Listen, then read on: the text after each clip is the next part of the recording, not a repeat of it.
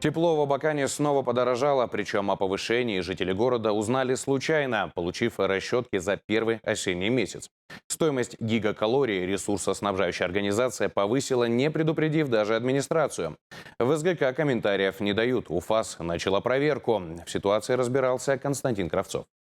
Зима все ближе, а вокруг того, кто отвечает за тепло, разгораются жаркие страсти. И то ли еще будет. Абаканцы получают сентябрьские платежки с внезапно возросшим тарифом. Антимонопольная служба затеяла очередную проверку в отношении СГК. Повод – жалоба одного из жителей города. Речь идет о одномоментном скачке, близкому к 10%. 1900 в апреле против 2166 рублей в сентябре за гигакалорию. Для СМИ личность заявителя ведомства не разглашает. Сегодня мы изучаем ту информацию, которая муссируется в средствах массовой информации. Безусловно, мы оценим действия и примем соответствующее решение, о котором в обязательном порядке вам сообщим. Стоит отметить, с 2021 года тариф на тепло в Абакане устанавливается по соглашению ресурсоснабжающей организации и администрации города. Но уже на период 2022 года что-то пошло не так, и подпись в документе мэрия ставить отказалась.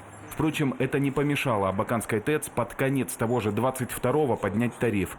УФАС до сих пор пытается опротестовать это в суде, но окончательное решение Фемиды еще впереди. А тут новое повышение. Власти города изучают факт, и не исключено, что по итогу будет подготовлено новое исковое заявление. Алексей Лемин дал понять, выступая на днях в эфире городского телевидения. Я напоминаю, что тариф у нас изменила его СГК в одностороннем порядке, без соглашения с администрацией города. Такого соглашения у нас, к сожалению, нет, и по настоящее время мы не можем прийти к соглашению, потому что СГК предлагает изменение тарифа на 11,8%, что для нас является неприемлемым.